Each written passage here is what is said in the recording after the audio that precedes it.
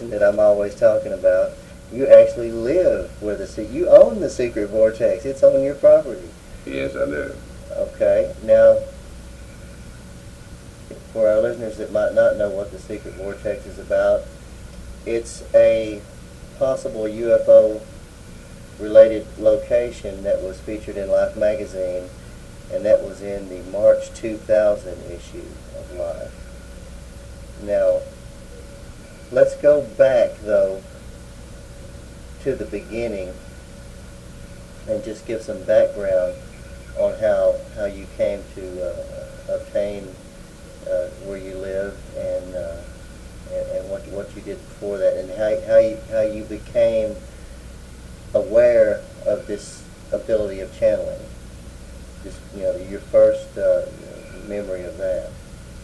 Well, I guess the best way to get into that is the fact that I was raised just like everybody else, and I was my good fortune to know some people who had abilities to talk for other people on the other side, and I was always knew people who could interpret dreams, and I was always fascinated with them, but I never really thought that much about doing those kinds of things. Right. And actually, I really got into it doing my ancestry. I was doing my genealogy and going to graveyards and looking for ancestors, and that's really was kind of the beginning of it, because where were you living at that time? I was living in Smyrna. Oh, okay. And I was working on my family tree, and I had a real spiritual genealogist that worked with me, and she actually did work that way, and she would feel things, and she would tell me little messages of ancestors we were working on, and I was always fascinated with it. But I had a friend of mine that was a real good channeler, and he told me, he said, well, Houston, one day you'll be doing what I'm doing. And I just couldn't comprehend it. I said, oh man, there's no way. And I just couldn't figure out, I wouldn't even know how to start doing it. Right. Well, I couldn't tell you how to start because it was a gift. And when it came, it just came. Right. And the next thing you know, I could talk to my ancestors, and they talked to me. That's really where my channeling started, was with my own family. And even when my father passed away, I even went to the emergency room where he was just standing there talking to me, even though they had already pronounced him dead, and so I never really grieved that much over the loss of my father, because I realized everything was okay and he was going on. Yeah. Because it's hard to reassure family members sometimes because of their beliefs and things. But I just went on from there, and through my own family, it gave me doorways into other things. I got to talk to people on the other side who lived even thousands of years ago. And next thing you know, I was able to talk to angels that were made their presence known, and when I found out they were just real friendly people, they were just like everybody else. Now And then I was able to expand from that, and people that come in from other parts of the universe, just about anybody that wants to talk will talk to you, you know. Right, and now you've talked to some very intriguing personages out at the vortex location, or are they actually here? Or, I mean, there's some, you correct me if I get this wrong, but there's some Indian chiefs from the past that you channeled? Well, that's true, and they have been there. Actually, one of the experiences I had was with my son. We were just out there camping one night, and there were some braves that came that wanted to teach him how to hunt. Yeah. And he also has the ability to communicate. He was the one that told me what they were saying, even though I knew how to talk to them.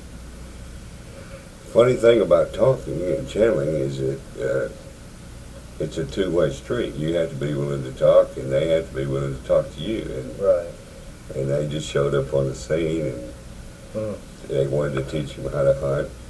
There are some entities out there, because all those who have lived and dwelt on this earth, they go on and they have things they're doing. But a lot of the Native Americans have a very important part of the work that goes on here on this planet. And they have a lot to do with what happens here on this earth. But just about all the people who have lived on this earth, in some form or other, are working with the planet on the other side. And each one of them has something they want to contribute or working with.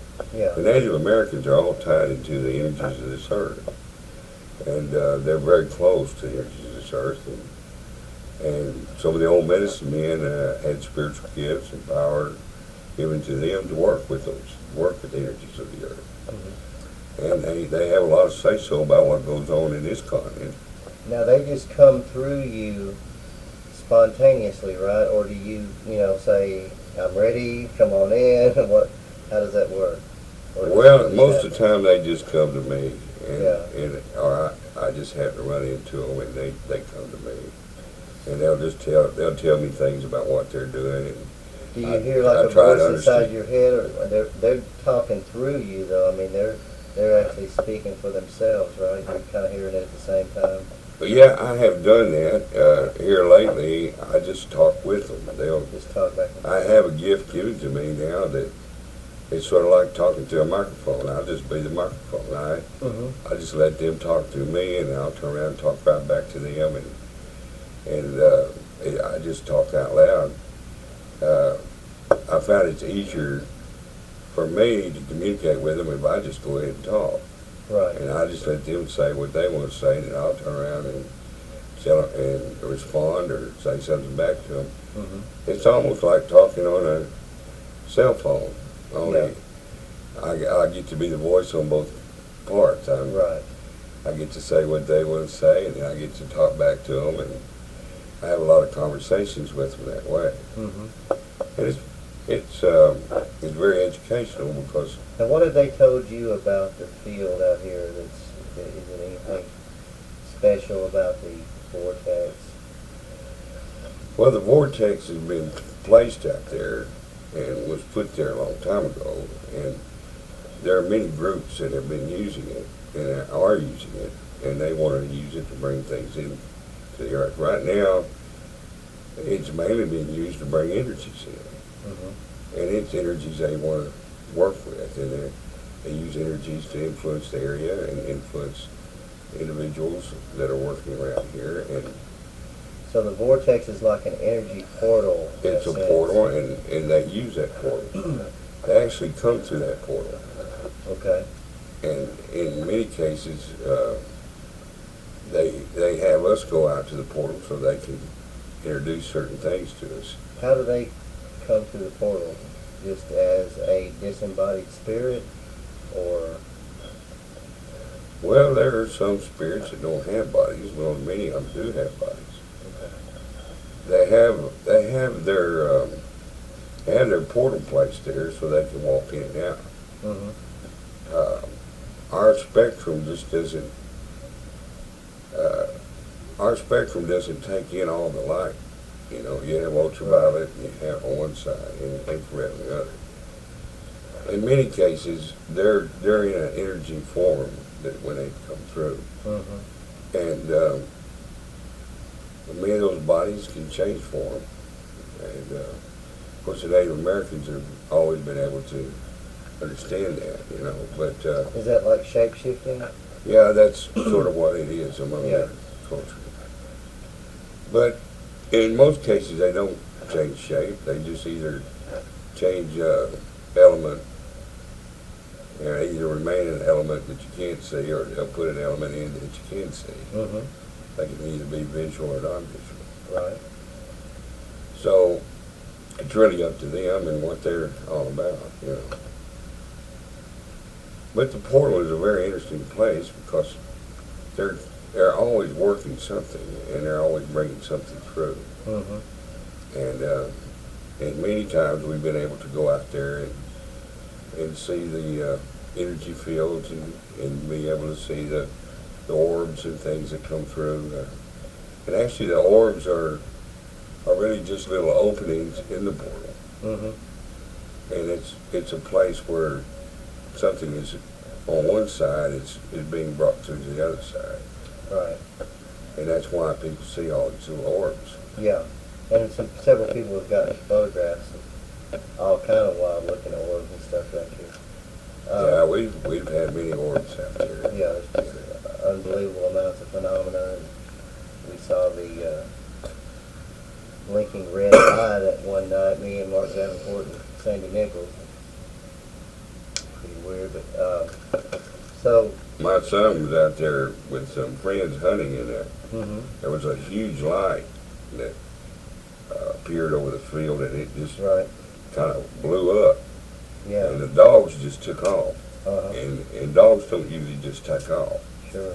But it really spooked them. Yeah. And of course, my son came back and told me about it, and my neighbor over here saw a similar thing. And she saw more of a white light. His was more of a violet light. They said it just blew up. Just the whole. So what? Do you have an explanation for? I think it's just an energy.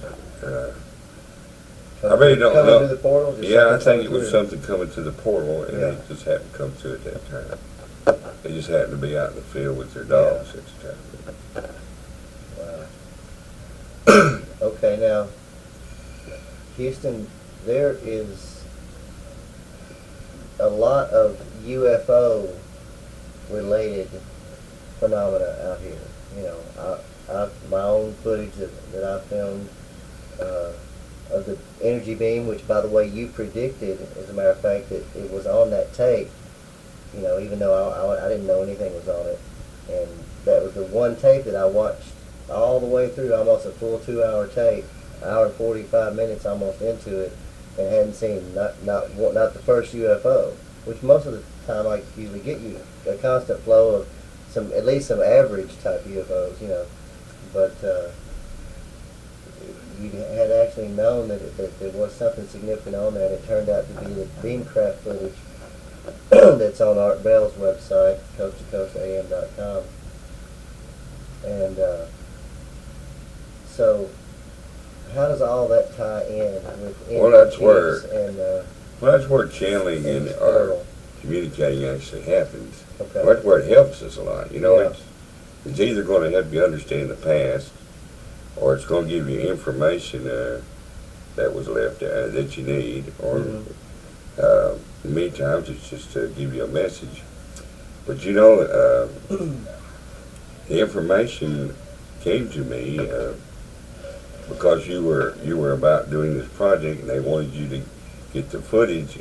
Right. And I think if I recall correctly, I told you that they told me to tell you just to keep filming. Right. You were going to cut the film short, and I said, no, just keep filming. Yeah, and I had to pick my son up from school like 1:30, so I was just going to go ahead and leave, and you know, because I always try to be the first one in line and everything. And so I ended up, I stayed the last, as long as I could, you know, and I finished out the whole tape. And so the last 16 minutes of the tape was that footage, which is pretty wild footage, especially when I also had footage from earlier in the week when I just had the craft, you know, flying by without the giant energy beam. But then, well, it's just that those that were involved in that, evidently he wanted you to have that. And now so that particular type of UFO, I'm the only person that I know of that has those type of beamcraft. That they're not like the beamcraft of Billy Myers. They're totally a different kind of craft, and that same craft was prevalent on 9/11, 2001, when I filmed when all air traffic was stopped. So I'm wondering, is that a particular group of aliens? Is that those seem like the ones? Well, they seem like the ones that have it together, or somehow. Well, they are the ones that have it together, and they're the ones that actually work more in this area. Okay. And their crafts are highly evolved, and they're hard to see unless you get the right angle on them. Right. And that's why, with your filming technique, you were able to see them. Right. Those are particular to this area, and there are many crafts out there. Mm-hmm. And yes, that's right. That group is the one that's working around here. They are very much involved in what's going on in this area, and they like to work with this particular place here. Mm-hmm. They also work over the other side, over there on the. I think that the energies they set up in our vortex are very similar to the ones that are over in England and Scotland, Mm-hmm. and they correlate with some of them over there. They have some kind of alignment with, like the ley lines that are aligned with Stonehenge and some of those other ancient monuments. Yeah, the ones that are out here are more spirally, and they look very much like some of them that are over there. Mm-hmm. They're spiral shapes? They're spiral shaped, yeah. Okay. Now we're adding some more things into this one out here. Okay. And there are those that want to tell you that they're going to add more to this vortex. They're putting more things in it all the time. It changes just a little bit depending on how much they put into it. Mm-hmm. But the energies they put in, they just put them in, and they just keep coming through it. And what's the overall purpose of they're putting energies into the earth? Is that what you're saying? Or bringing them from the earth? Well, it's a little bit of both. They bring energies in. They come from different parts of the universe. Mm-hmm. And out there, they have things we don't have here. Some of them put energies in to work with, and some of them tie the energies into the energies we have here at the earth. Mm-hmm.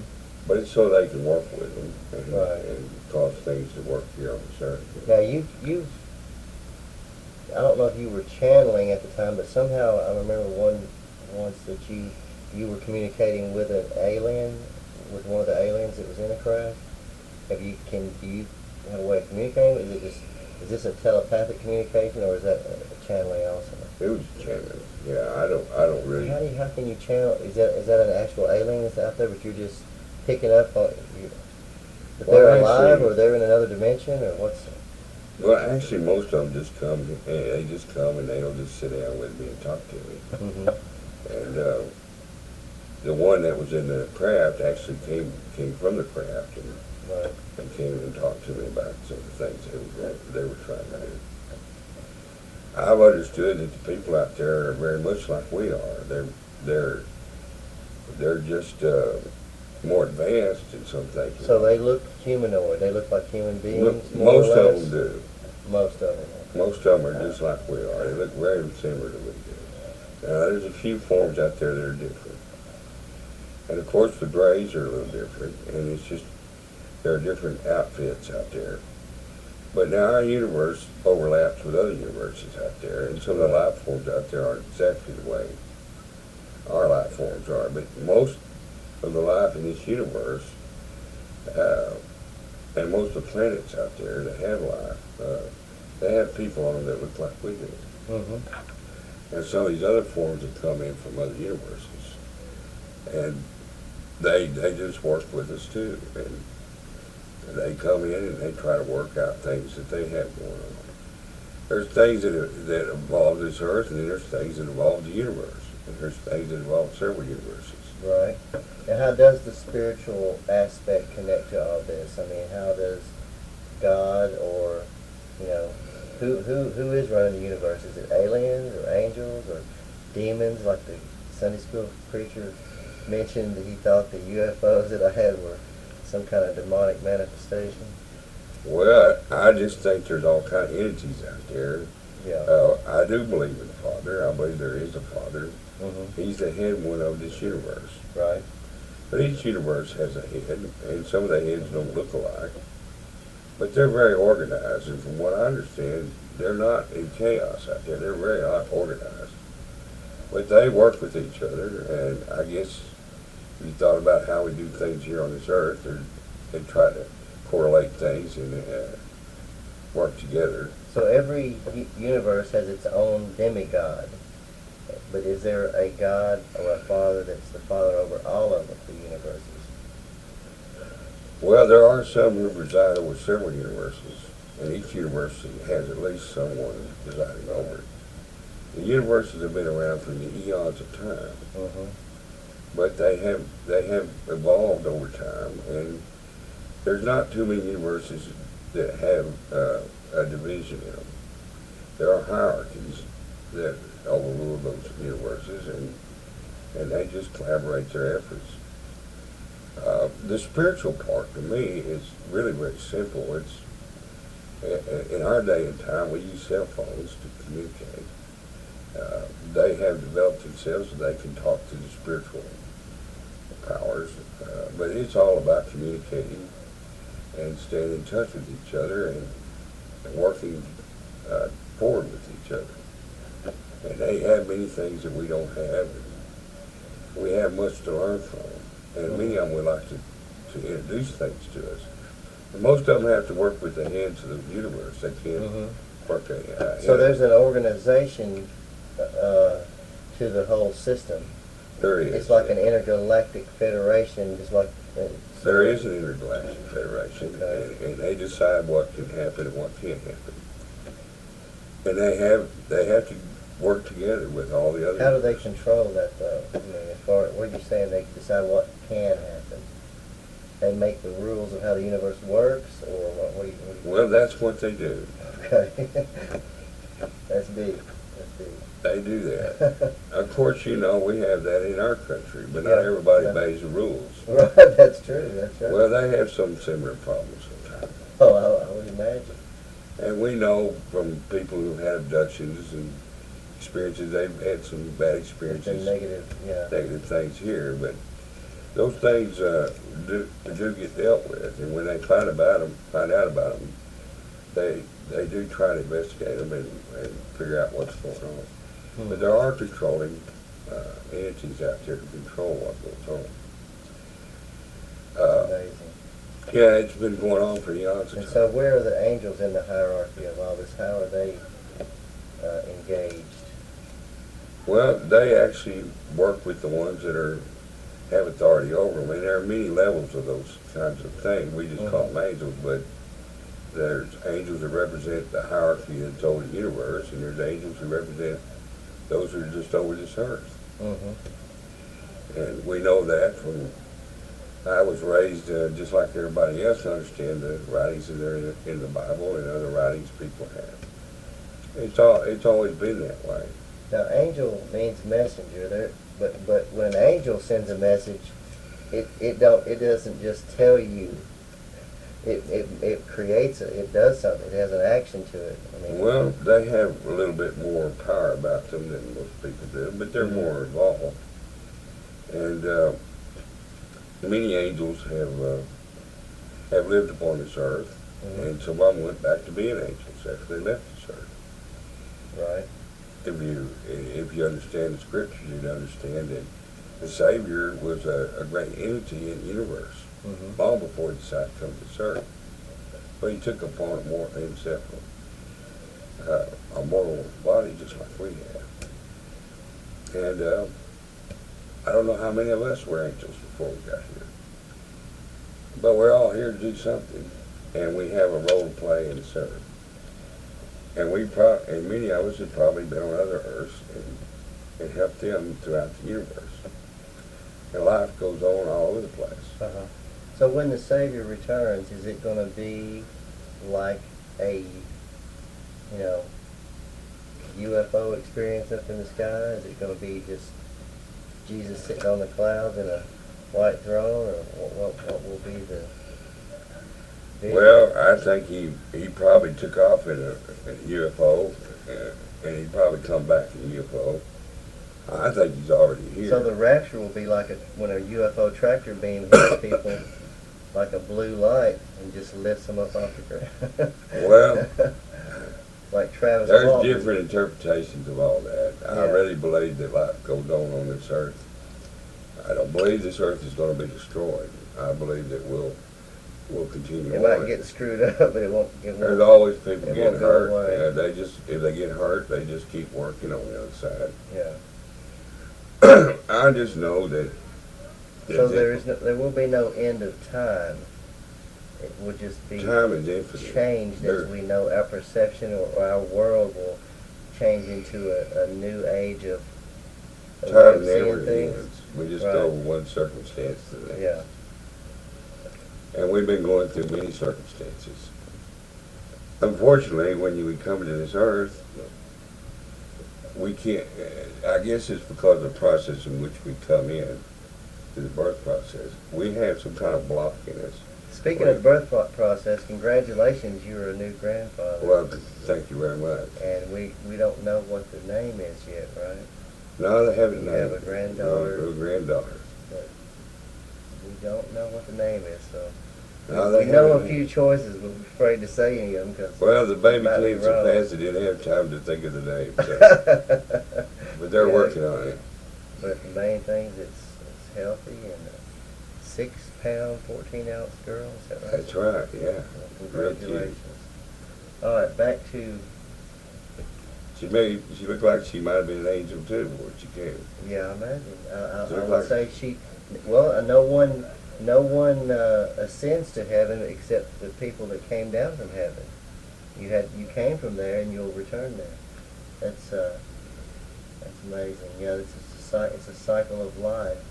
But are you saying that angels come to the earth as human beings? They reincarnate? They just appear, or how do these advanced beings interact with? Well, now some of them don't come through this earth life. They just come here and work with us. Yeah. It all depends on why they're coming. I think there is a divine plan for this earth and to bring this earth into a place in the universe where it can work with all the other planets that are out there. Mm-hmm. I know that our time is really advancing, and I know that many technologies are beginning to come, and we'll really see a lot of technology come. Why does there seem to be just this surge in proliferation of UFO sightings? Are the aliens more interested now that we seem to, maybe we've got more powers, or we might be a danger to them, or they just want to keep an eye on us? What's their purpose in being? Well, most of them just come to help us. We're not really a threat to them. Right. They're just here to assist us. Yeah, if they could even get here, then they're so much more technologically advanced than us. That Every once in a while, there may be somebody that's just coming through just to see what's going on. But most of the time, if they come here, they're coming here to help. Yeah. The universes out there usually work together. Mm-hmm. And there's not anything that comes to this earth that's not here to help it. But now there are many things on this earth that need to be corrected. Right. And there's a lot of things on this earth that are hurting us. Mm-hmm. And it might consider to be a threat to the universe. Such as? Well, just such as the evil ways some people are, and some of the war, and the way Well, what makes people evil? Is there demonic spirits out there that possess people and try to convince them to do bad things? Or is it just human nature that they have a good and bad side? Well, I think there's always been people that wouldn't do what they were told, and there's always been people who would do things they shouldn't do. Yeah. And I think some of them are still around trying to influence people to do the same. Yeah. I don't know how big a problem that is to us, but I think it's caused us a lot of problems. I think there have been those kind of entities on this earth that have hurt mankind, and Yeah. have caused a lot of confusion and things that we live in. But fortunately, we're moving into a day of enlightenment. And there are many coming to the earth now, and they're bringing in more knowledge. They're bringing in knowledge, and people are channeling knowledge in. They got channelers all over this, all over the United States now. Yeah. And people are opening up, and channels are coming through. More knowledge is coming. More additional knowledge is coming all the time. I'm amazed at how many channelers there are, and how many spiritual cell phones have been opened up. Now let me ask you a question, because you're really good at this, and I've witnessed it many times. But you can channel just about everybody. I mean, you kind of whoever happens to be around. A lot of times is just who you talk to, but at the same time, there really is no time or space. I mean, you can really channel almost anybody anytime. I mean, in a sense. Well, it's just the way it's evolved in me. It's been my fortune to talk to angels. Yeah. It's been my good fortune to talk to the Savior. Right. And I talked to the Father. And the Savior's always there. Yeah, and Father's always there. Father's And I've always had there. the The rest. angels are always there. Yeah, and they're always willing to they're always willing to talk to you. Yeah. And they're always willing to give information to you. And it's amazing. They're really very helpful. And they usually I got a question for the angel, if he's around, which I'm sure he always is. What is the connection? And any angel can answer this. But what is the connection between Michael and the Savior? Is there a special, some kind of relationship between them? Well, Michael is one referred to as an archangel. Right. Well, Michael's one of the special people in our universe. He's been on many planets. Mm-hmm. He's helped them personally go around organize. He always was one of those who took charge of things. Mm-hmm. They set up many civilizations, and they've set up many things. He's sort of the foreman of the group. That's cool. And he likes to work on this earth. Yeah. He personally came to this earth. And he was on this earth just like we are. Right. In fact, Michael was who we call Adam. Oh, wow. And he came first. And he lived a long time on this earth. But now he's gone back to being to where he is, and Yeah. he's working under their leadership. But now Michael was the first man. So that was the first Adam, and then Jesus. Well, Adam. there had been other civilizations on this earth. Well, obviously, I mean, There had been, but it that would this- explain when, Cain went into the land of Nod and found a wife. I mean, where did she come? Where did all them other people come from? Well, there's a lot of history that's left out of the Bible, but I'll Yeah. tell you, this earth's been around a long time, and there have been many civilizations on it. Mm-hmm. It's been through many times where civilizations were taken out because of the changes. But I can tell you that when they started like this, when they put man down here to get things started back down here on this planet, Michael took the lead, and he came here, and he's the one that got things started. Now, Michael's a very special man, and he's also a very special angel. But he knows a lot about us since he was here on this earth. And there are many angels who lived on this earth.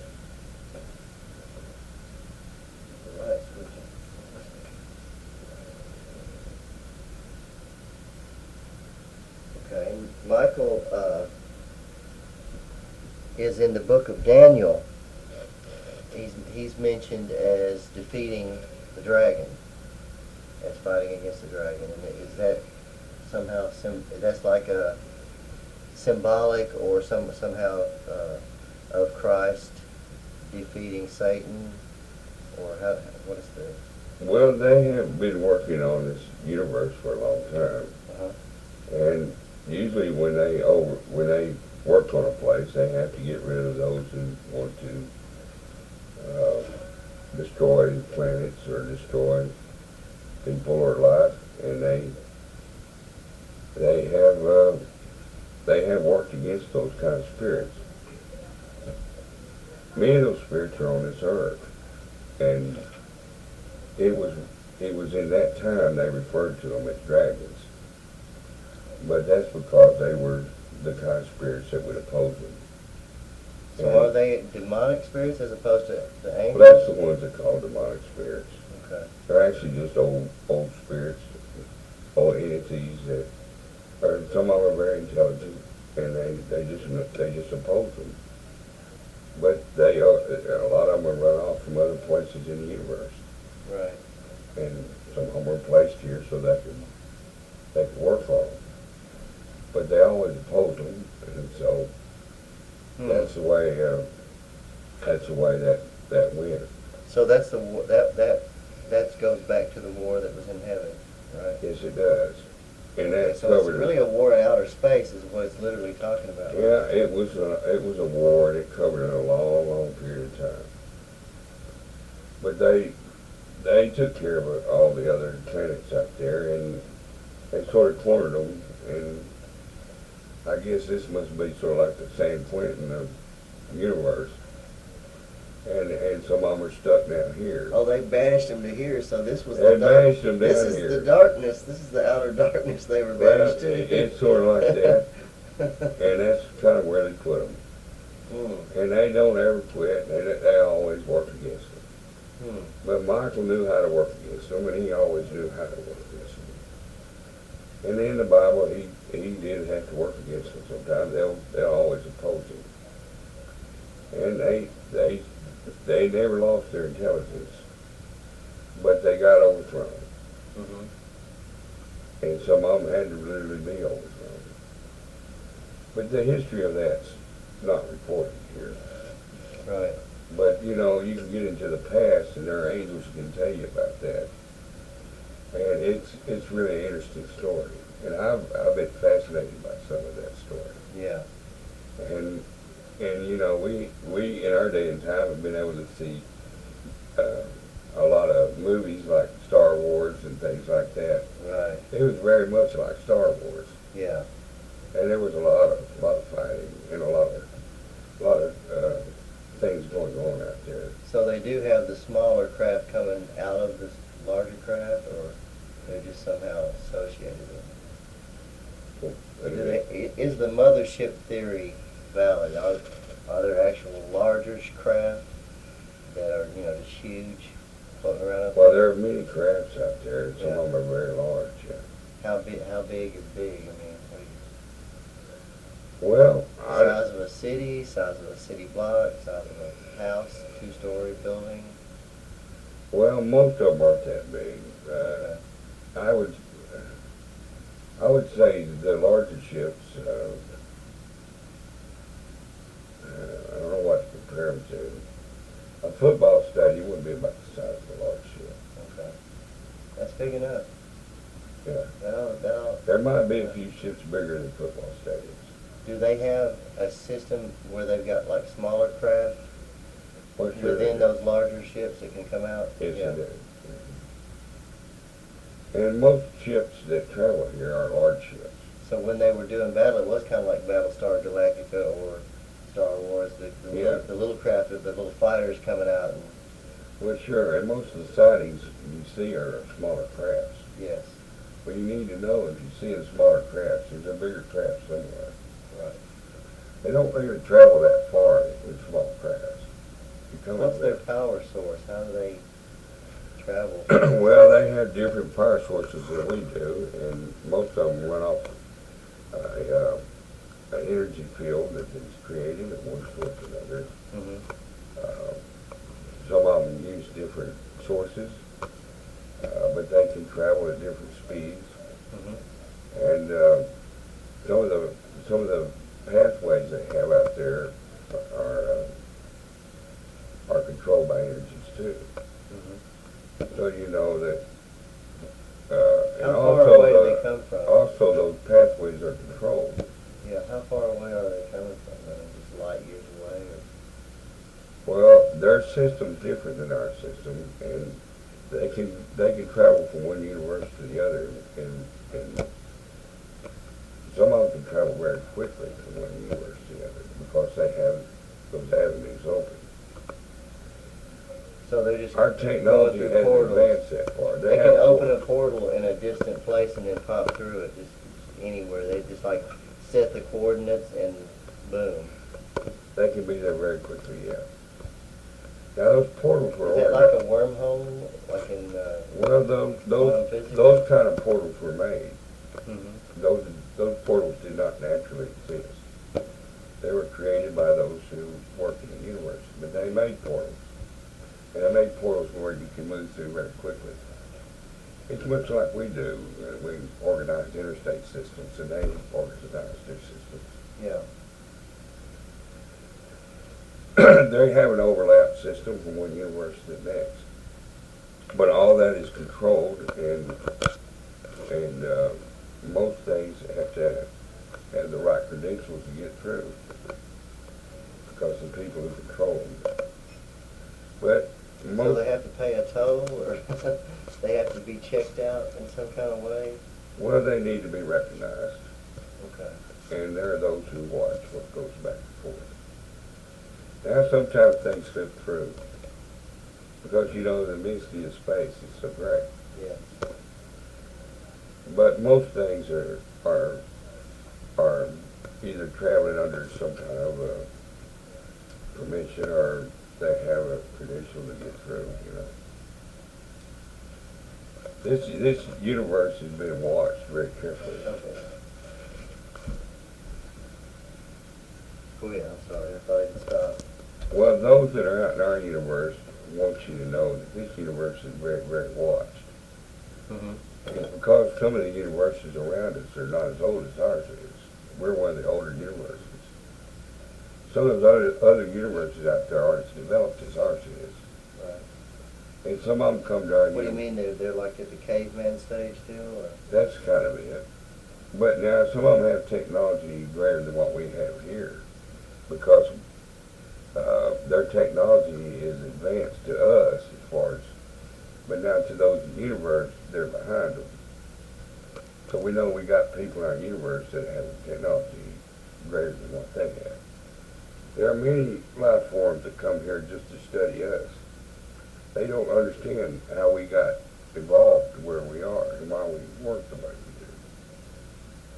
we do. And some of them are trying to evolve their own cultures. So they study us and they try to understand how we work. Mm-hmm. And they just come to a different system. But many of them are just here to observe what we do. Do they admire us, or do they think we are really strange? Well, some of them do. Do they want to be like us? Are we the top of the food chain or the bottom of the food chain when it comes to what you want to be in the universe? Well, among the universes that are known, we're at the top. Okay. And this universe is one of the oldest universes. But human beings, I mean, we're obviously not that evolved. I mean, we have a lot of war and bad things that we're still doing. And Well, now, this Earth life is not very evolved at all. right. But the universe is highly evolved. Okay. Well, one day, the life we have on this Earth will change. Mm-hmm. And it will catch up to where life is in other parts of the universe. Okay. They're planning on that time coming, and it will take time, but they'll finally advance this planet, and it'll take its place alongside many of the other planets Now, out there. when you say they, at this moment, are you talking about the extraterrestrials, or are you talking about the angels? Now I'm talking about the angels and those that have that. Most of those crop circles that we have seen, in fact, just about all of them are placed there for communication purposes. There's so much energy in those large ships that they do affect the terrain and the way the crops are laid down. That's just an effect of the energies of that ship. But they intend to leave a marker there, and that's why they do it that way. That marker is usually placed there so others know what's going on, and they read those markers. Now, we don't know how to read them. We just look at them. And, you know, when we go out, Ray Meekler has studied this and stated and has many pictures of them. Oh, yeah. But he's got a fantastic presentation on crop circles, and he's expanded that now. Now, you said that the larger craft, when they land, they leave an impression in the ground. They leave a depression or dent. Some of those do. What are they like? Is it a huge, like a big, just hole, or what is that? What kind of shapes do they make in the ground? Well, a lot of those markers are made to indicate that there are certain entity, I don't know how to say it. There's certain things going on in that area, and the craft actually makes a mark, like a signature. Okay. and actually the energies are there, and the signature is there. Okay. And those that are coming in from other systems see those signatures and know what they're for. Right. Well, there are many larger crafts that are here for different purposes, and they have different things they want to do. And if they have other crafts that are coming in, they leave a signature. And also, they leave their energies there. Some of them leave them there for a reason, and some of them are there just so the other crafts can communicate. It communicates to them where they are and what they're doing. Well, it's all about communication, and it's all about, in fact, it's not for our use as much as it is their use, I think. We're just trying to figure out what they're doing with it. Mm-hmm. You know, as far as mankind, and we've studied it and tried to figure out how they're working those circles, you know, but the truth of the matter is, the ones I've talked to said that we're using those for communication purposes, so that it will communicate to other systems that are coming in here what energies have been worked with and what the purpose is going on there. Okay, so does the father ride in a spaceship? I mean, does Yes, he travel? does. Yes, he does. Okay. Mm-hmm.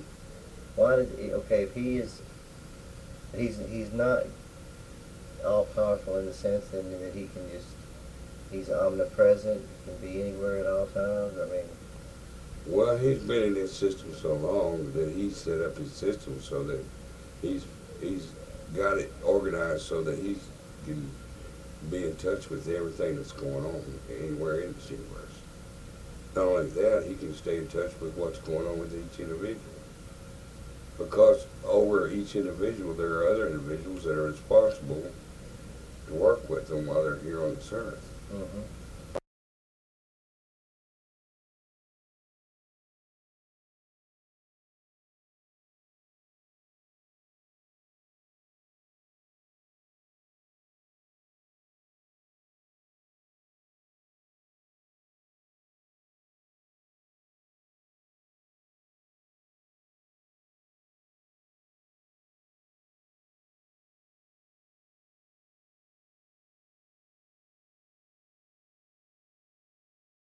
Really hard to understand if you understand conference call and the way we even have our cell phones today. You can talk to someone on the other side of the earth and it's just like you're there. So father is a physical being. Yes, he is. He's just a physical wheel. In fact, he looks just like we do. His body's more advanced, and We're made in his image or his DNA? we're made in his image because his body is of different substance than ours. Okay, But it looks like ours. I see. So he is a spiritual being. Yeah, and so are you. We're all spiritual beings equal. Yeah, well, he has a spirit just like we do. Right. But his element's not of this earth. But he has a little bit more knowledge, a little bit more advanced Well, he's been around a long technology. time. Yeah, Now, how can he exist for eons like that? well, their bodies don't change once they move into those kind of elements. Their elements don't decay. But they still have to work. They work just like we do. His body looks like we do. He's in a more evolved DNA structure that doesn't deteriorate. It just stays the same. And it just stays the same all the time. So, but you say he's only the father of our universe, and there's other fathers in other universes. Well, that's not entirely true. Okay. He's the father of some of those fathers that's over other universes. So he's over some of them, so there's a hierarchy within. Well, some of those fathers were sons of his. Okay. And he actually helped them organize the universe that they preside over. Okay. He's that old. He's been around that long. But his son, And our universe that's is, in charge of this universe, is the Savior. well, the sun's not really in charge of the universe. Okay. He has a charge over this planet. And he's the one that's had charge over planets. Over all the planets. Well, he's worked most of the planets in our universe. Father's actually the one who presides over the universe. Are there other civilizations on other planets in our universe? Oh yes, there's many, many civilizations out there. There's so many, you'd be astonished. No, I'm just talking about just the ones in our solar system, like Mars or. Well, there's some civilizations out there, but they're not present in the same way that our civilization is here. Okay. What, they're on a different dimensional spectrum? Yeah, they'd be in a different dimensional spectrum, and you probably wouldn't see them in the same kind of way we see each other. There are planets out there you can't see because of the way they work in the universe. Mm-hmm. But there are all kinds of things you can't see because of our spectrum. But with sound and with ultraviolet and some of the other technologies, they're picking up on stuff like that. But they're not able to see it with the natural eye, you know. Now, does this other universe that's overlapping ours, is it causing a disruption in some way? I mean, you said it's causing a lot of this. Does it have a black hole in it or something that's just causing some kind of a disturbance? Well, actually, it's just gravity, and it's Gravity. just it's force of the rotation that's doing it. Is it larger than our universe or the same size? It's actually smaller, Smaller. and it doesn't affect the whole universe. It just affects our corner of it, Okay. and that's why they're coming. That's why they're so concerned about us. We're on one of the outer bands Mm-hmm. of this universe, and it's on that part of the universe that this one's overlapping.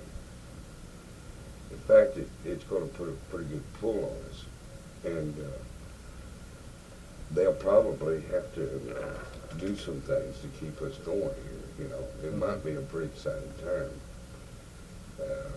Exciting, but maybe frightening as well. Well, to those who don't know what's going on, it probably will be pretty frightening. Yeah. To those who know what's going on, they just want to get out of the way, get into safe places, you know. Mm-hmm. I really think the United States is in a pretty safe place. Our country actually sits on the large plate, but it's pretty secure except on the corners. Mm-hmm. And it probably will go through some changes, but it will pretty much stay where it's at. Some of the outer layers may, some of the coastal areas may change a little bit. Mm-hmm. But, you know, when big plates move, it causes vibrations, and sometimes structures fall and things like that, but we just put them back like we did when a hurricane come through New Orleans. We just go back there and try to put it back, you know. Okay, so we were talking earlier about the Savior returning. Now, when he returns, will he return in physical body? Yes, he will. Okay, he will actually come in a craft as well. Yes, he does. Okay. So that's what it meant when it says he'll be coming in the clouds. He'll be coming in this That's craft. what's meant by it, yeah. Yeah. So he'll return in the clouds of heaven, and then what'll happen? All hell break loose. Well, actually, to make it very simple, he's in charge of those planets out there. Yeah. The clouds would be would actually be those ships Mm-hmm. that came from those planets. He's directing that work. He's in charge of bringing people in here from other places. He's also in charge of making sure that things are preserved here on this earth. But he also travels with them a lot, and he knows all of them, and he usually travels in ship. So I figure when he comes and they're with him, those are the ships that they Now, who's travel. with him? Well, it's all those he works with, these angels, and those are actually from other planets. Sometimes come here. Okay. But he comes and goes in So those what do the ships. angels look like? Do They look just same, like we do. Same as people? Yes, they do. They look very much. They don't have wings or anything? Or? Well, they have things that they use, but basically they look just like we do. Okay. But they have special powers. Well, that's true, they do, and they can do things we can't do. And there's all kinds of processes out there that we don't know how to work, and you have to know how to work them, and some of them you have to have the ability to work. And they have ability to work things, processes we just don't know how to work here yet. But that's the way it is. Do they have specific assignments that they're in charge of certain areas or certain elements of properties? I mean, what is their purpose? Well, it's, you know, the angels are actually assigned over different things, and under that you have other angels, and it's sort of like Vanderbilt. You have specialties. You have angels that have specialties and work in certain areas, and there are other, you know, they specialize. Some of them are very specialized, but they might only be specialized in the thing they work in. But they all work together, and the one we call the Savior actually coordinates. They have to coordinate things with him. Okay. And many of them work with Father, and they coordinate with him. You know, and he coordinates a lot of the activities. Okay, all right, let's get this straight then. Once the Savior returns, then what's his purpose here? He's gonna set up a kingdom here? I mean, what, heaven on earth? I mean, what's gonna happen? Well, I guess, war? you know, all the bad people are going to try to attack him? Or? I personally think he would like to evolve this earth so that we get out of a lot of these hardships we're in. And I believe he'll get us to a point in time where we'll get away from a lot of this violence. And I don't know how long he'll work. Well, he'll end it pretty much, won't he? I mean, he'll be able to demonstrate that who's in control at that point, right? Well, yes, he will. I really believe he will. You have to study all that out and get them to talk to you about it. But I don't really know all the things they're going to do, but I know all the indications I get that he's going to bring an end to some of that. Okay.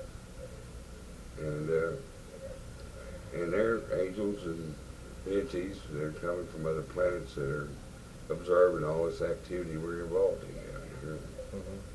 They observe all the violence and all the things that are going on. And so what do they think of that? They just can't believe it? Or, I mean, what? Well, is it entertainment for them? Or does it matter? I mean, I think it matters. Yeah. And, you know, I think it's a bad thing. I mean, to be killing each other like we are and having wars. And well, yeah, and I don't know what it would take to stop it all. And I don't know why. You know, I myself, I'd love to see them ended tomorrow, but I don't know. And I would assume that they will. And in time we will finally graduate from the dark ages and come into more enlightened times.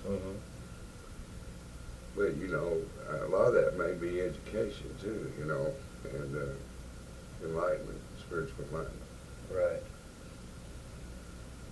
Okay, now, coming back to the vortex area here, when you've talked to various people that have come out here, a lot of people come out here, all different kind of people, scientists and non-scientists, and just, you know, interested parties, and have had a lot of different kind of experiences. Do you feel like a lot of these people are just drawn out here by the energy of this vortex? Or, I mean, what is the vortex? It's a place that just draws people, or what does it do? Well, I think it's a place they control, and it's a place they just want to work with. I think some people are just drawn here because they feel it. Yeah. And there are many people that are sensitive to the energies, and they felt to come here and observe it or work with it. Or I really believe maybe some of them or even directed to come here. I don't know. I don't know all their plans. I just know that the energies are there. I know it's like a shop that's been set up, and you know, I know it's working out there. Mhm. Now, I think they've set up several shops, you know, but it just so happens we have one here, you know. And there's a couple of Indian mounds on the property. There's a small Indian mound at the right before or just adjacent to the field that has the vortex in it. And this field, by the way, is on top of a little hill. I guess it's a mountain, a small mountain. I'm from Kentucky. We got big mountains up there. But it's a good size little hill here, and it's kind of an open field right on top of a wooded area, a mountainous wooded area. So it would be a perfect landing site for anybody that needed to land around here. That there's an open space, and there's probably not a whole lot of places like that are in such secluded areas. So that most UFO landings and sightings tend to occur in isolated areas like this. Yeah, I don't know why they chose this area. I know the mounds are there because actually the Indian tribes didn't really, most of them didn't live. Some of them lived up in here, but mainly they came up in here to bury their dead. Mm-hmm. And they hunted up in here. It was like hunting grounds, and a lot of them would bury their dead up in here. But this little hill we live on has seen a lot of activity because the Civil War was in this area. There were huge encampments. Not only that, the Trail of Tears came through here. It sits in a spot where there's been a lot of... And the Trail of Tears was when Andrew Jackson tried to round up all the Indians, the Cherokees, and put them on reservations, basically. March them to Oklahoma or somewhere. Yeah. It was a long trip. It was a long trip. It was a really bad thing. And I don't know, but they walked right through here. Uh-huh. I don't know if the vortex was there at that time, but... Now, I'm always kidding and saying about the secret vortex location and everything. Now, there's a reason why it's secret. I mean, the location wasn't divulged in Life magazine. And the basic reason is because, if the general public just knew where this location is, it's associated with some UFO activity, which is not everything that goes on out here. It's not just about UFOs and aliens and all that stuff. That just happens to be one aspect of this place. But it's just, the reason, the common sense reason is, to prevent any pranksters or young people from coming out here to play games where they might end up hurting themselves or others, or they might get shot for trespassing around here. Who knows what could happen to them out here? Bigfoot might get them. There's all kind of well, there's been Bigfoot sightings out here too. And didn't you have a recent little Bigfoot encounter of some sort, or possible? Well, we've had some activities around here. There's been some sightings. Yeah. But I don't really worry about it that much. The Bigfoot species is another species that's on this earth. Mm-hmm. They actually live upon this earth, and they travel around from place to place. And we've had many sightings around here. How intelligent are they now? Are they? Some of them are very intelligent, and some of them are not so intelligent. Okay. But that's the same with people, Some of them are more intelligent than others. And it's sort of the same with them. And they've evolved pretty much like other species have. And they have those that are highly intelligent among them. And they're very much civilized. And there are some that are not as civilized as others are. But they're all over in fact, they're all over the earth. They just come out in places where they don't come out. Mm-hmm. They do know the earth is not solid because they have their places underneath, mm-hmm. and they just know where they come out. They really don't know how to work with us. They just know that they can come out in certain places. Man's not really prepared himself to work with a lot of people. If we were more prepared, we could work with a lot of things, you know. And I think there are other species out there we could work with if we were at a point in time where we were ready to do that, you know. At some point, I think we'll know more about that species. Speaking of underground civilizations and species, we were talking earlier about the humanoids that are at the poles, or that's where the entrance to the underground, or some of it, that's a certain entrance at the poles, and there's an underground civilization there. What? Actually, those people don't have anything to do with Bigfoot. Those are just people, right? They're like well, now those identical to us. people do interact with them. Okay, they are aware of They are Bigfoot aware of underground. them. So And they're connected. Well, they're more aware of them than we are. Okay. But they have the ability to go back and forth, and they have their passageways they can get through. They are very physical though, and they move. There's some among their species that can go back and forth, but they're kind of interdimensional. Back and forth. Meaning that they can be on either side.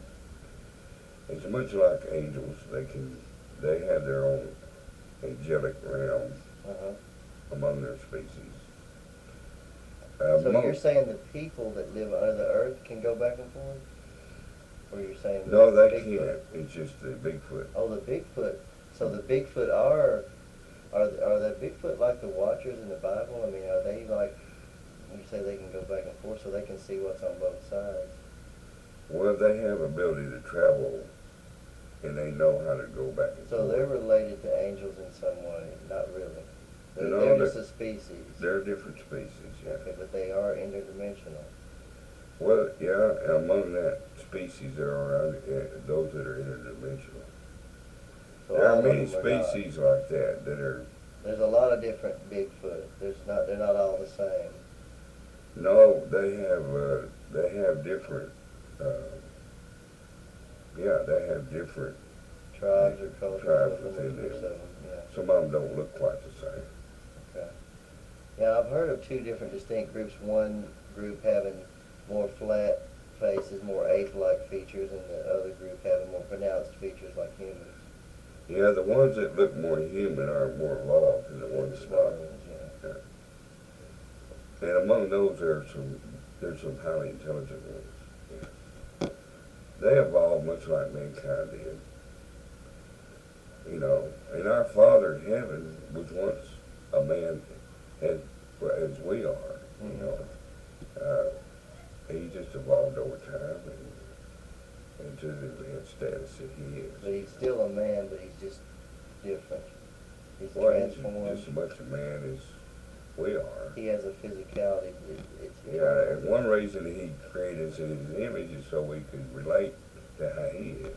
right. We look like him, he's a man. He's immortal, but he's still a man, you know. And, of course, he made women. So when Eve was created out of Adam's rib, was that a cloning technique, or was that just a spiritual act?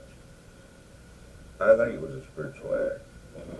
And it was designed to link them together.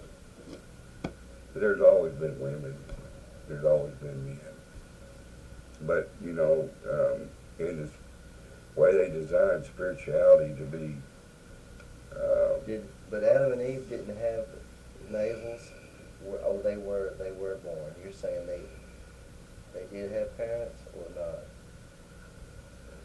Well, they were actually beings. They were created beings, or? Yeah, he actually just placed them here on this earth and changed their elements so that their elements would have the elements of this earth. So they were never born? No, they weren't born on this earth, no. They were placed on this earth. Were He they brought born a- he- before he they brought- came here? Yeah, they were already in a prime. Eve was had her elements changed. They took the rib of Adam and took those elements and placed them in her. Mm-hmm. And through the process, her body became like his body, of the same element. Right. They wanted them to have the elements of this earth. Actually, before Adam was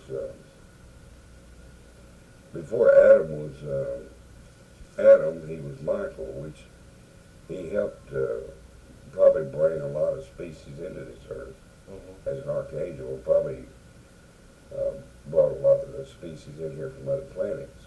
Mm-hmm. Probably because it needed populating, they wanted to bring some life forms in here, and they brought in all the life forms they want. Of course, after they got everything in here they wanted, then they put him in here and let his elements become the elements of this earth. Mm-hmm. And I would imagine that when they put Eve in here, they just made her go through the change of the elements so that her body would have to be like his body. Mm-hmm. That's why I think they would call it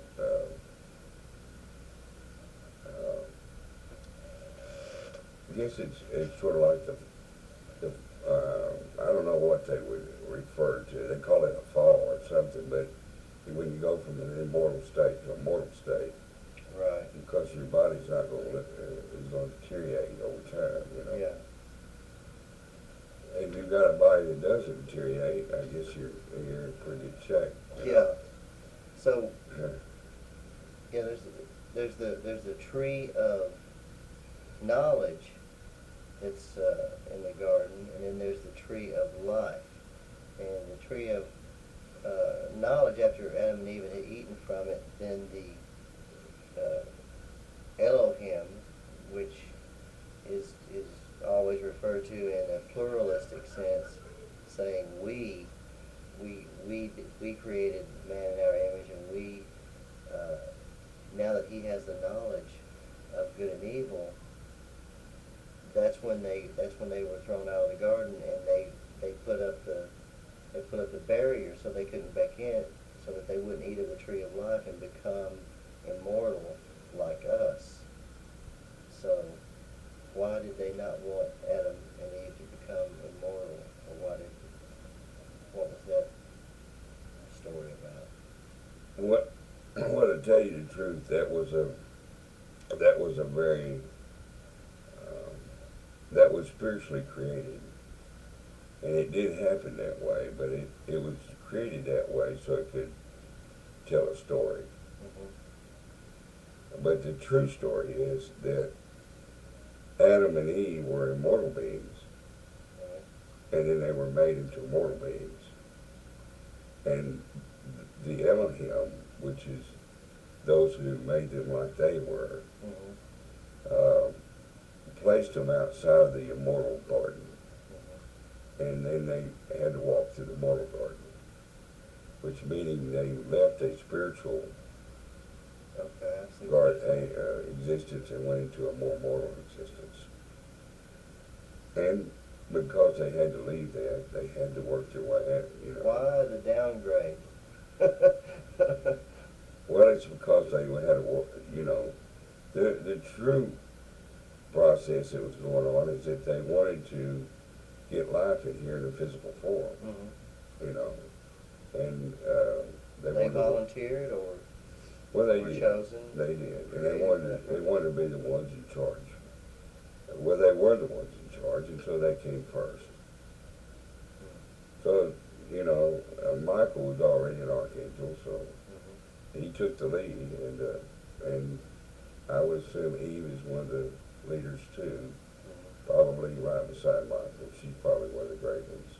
Right. And they chose to be first, the first ones to bring our species through in a moral sense.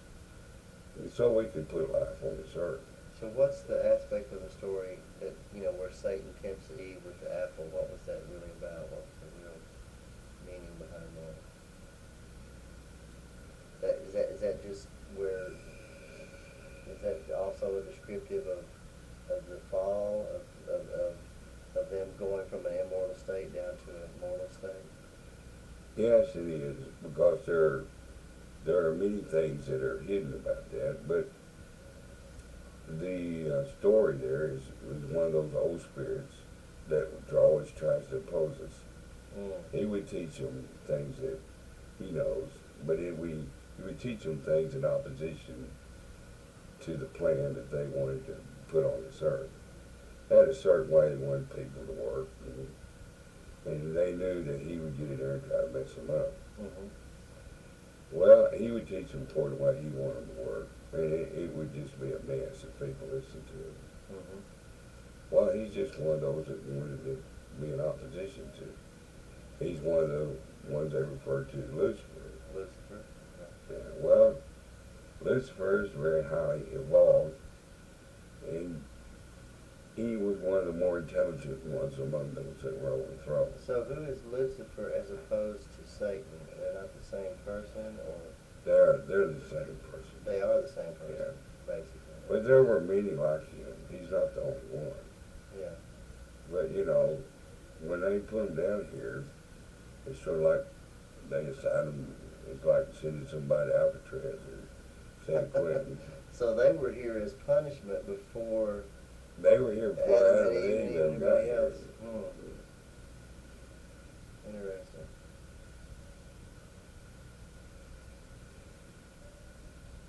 So, And they pretty much know what's going on out here where it's, and they just don't like them.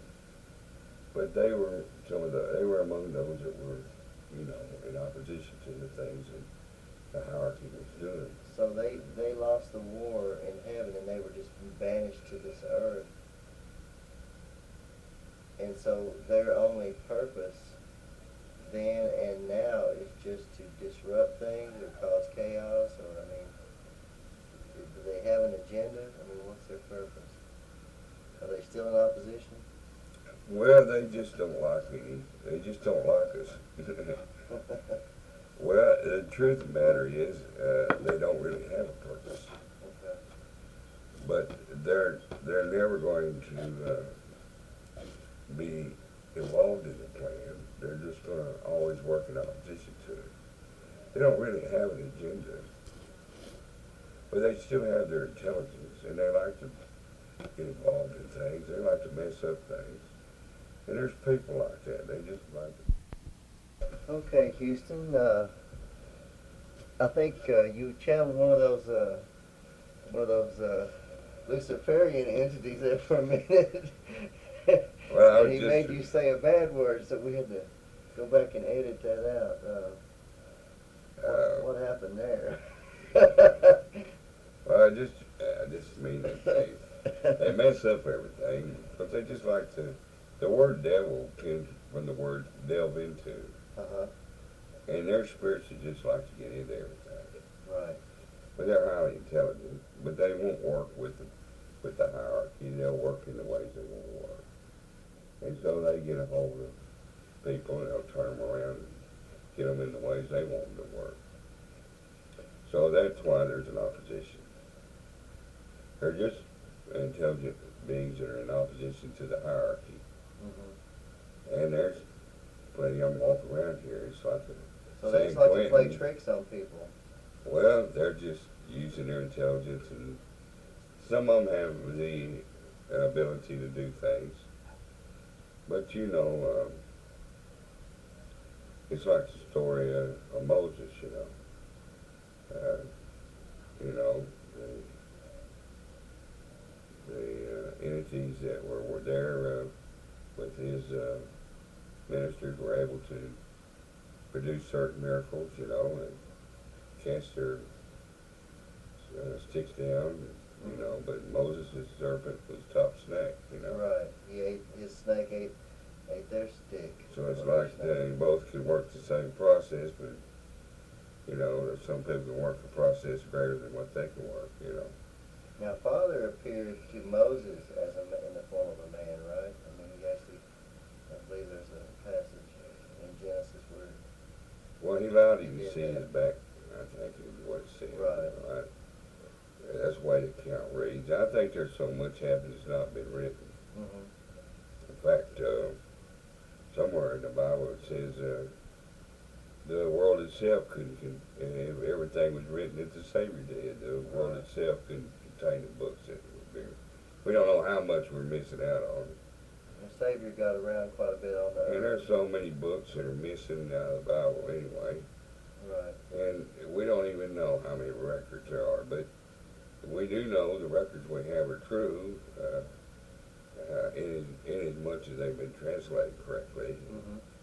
But a lot of those, are a matter of interpretation. And, right. I've been working on a screenplay based on the lost books that has a lot of references. I mean, tons, and I've noticed it more and more as I've gotten more in depth in putting this together. There's a lot of references to things that seem to be alien-like. In other words, like the alien abduction scenario, when Joseph is sent to go try to find a midwife, and Mary, she gets him he gets her off the donkey, and she goes into the cave, which is a stable, built into a cave, and then he goes looking for a midwife, and he climbs up on the top of this mountain. When he looks over in the valley, time is standing still. All the people are down there having a picnic, but they're not moving. They got like a chicken leg biting in their mouth, they're not eating it. And the animals are all frozen in place. Everything's just in like suspended animation for a good little while there, and then it starts back again. It's like like a pause in a video, and then it started back again, and everything started moving, and then he meets the woman. It's like, in order for him to meet this woman at the exact time, it's like time stood still so that their paths could exactly cross. Well, it may have seemed it may appear that way, but Yeah. but the truth is, time never sits still. It goes Right. forward.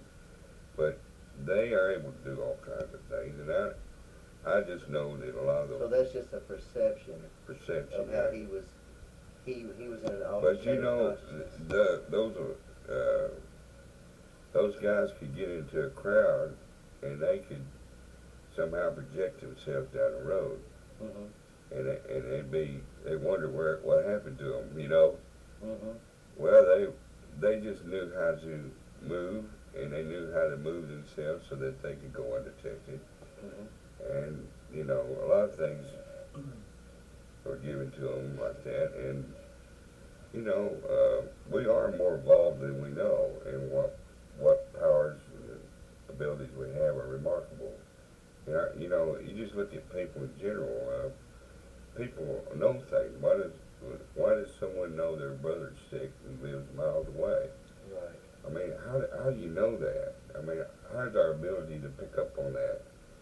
How does a mother know to suddenly pick up the phone and call her daughter because she knows she's in danger? Mm-hmm. It's just intuition. Yeah, where does that communication come from? But there is got to be some kind of real connective element where we're able to perceive those type of things. Well, our telepathic abilities are greater than what we know. Mm-hmm. And the gifts and the abilities that we have are sometimes dormant in us, and sometimes they can be awakened, Mm-hmm. and even being given to us. And there's people that can interpret dreams, there's people that can see people, Mm-hmm. there's people that can communicate with people. Right. It's just a privilege to be given a gift. I consider my gift a privilege. Right. It's a privilege that I didn't even know I'd ever have. I didn't plan on it or anything. But now that I have it, I've learned a lot. Mainly because I can communicate with them and I can talk with them. I feel like an open mic, that I can jump in on any time. But I know that there are many of us that have gifts. And many of us are highly evolved. We are in this body and have forgotten our previous lives and the things we've done.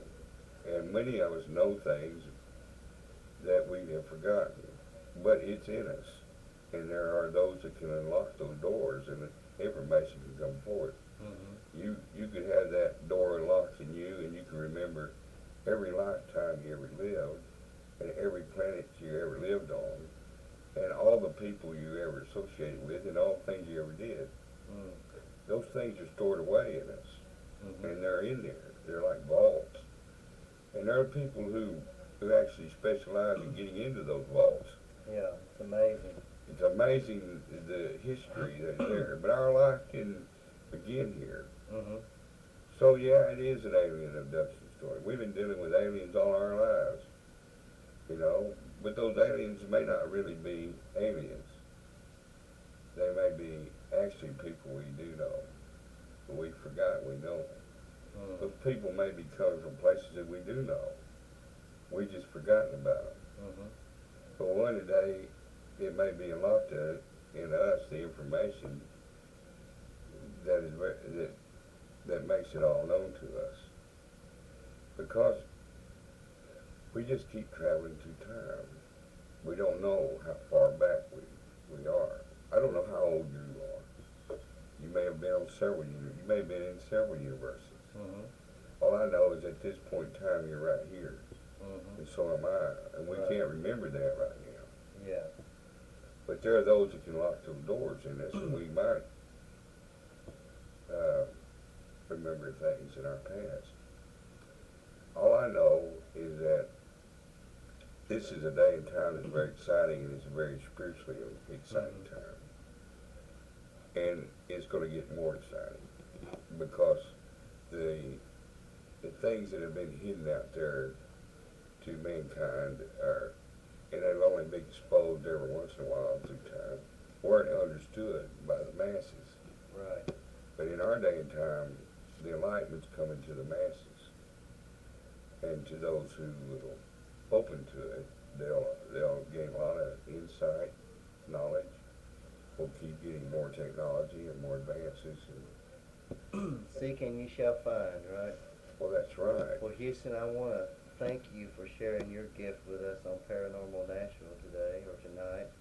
Actually, we're pre-taping this in advance, so people won't be able to call in. Maybe sometime in the future we can do a live show and do the whole call-in thing. But in the meantime, I really appreciate you being here, and you've done a fantastic job. And I want to say hi to everybody at the Vortex. Hey, all y'all in there at the Vortex. How you doing? They're in the other room. Yeah. Thank you. Thank you, Tom.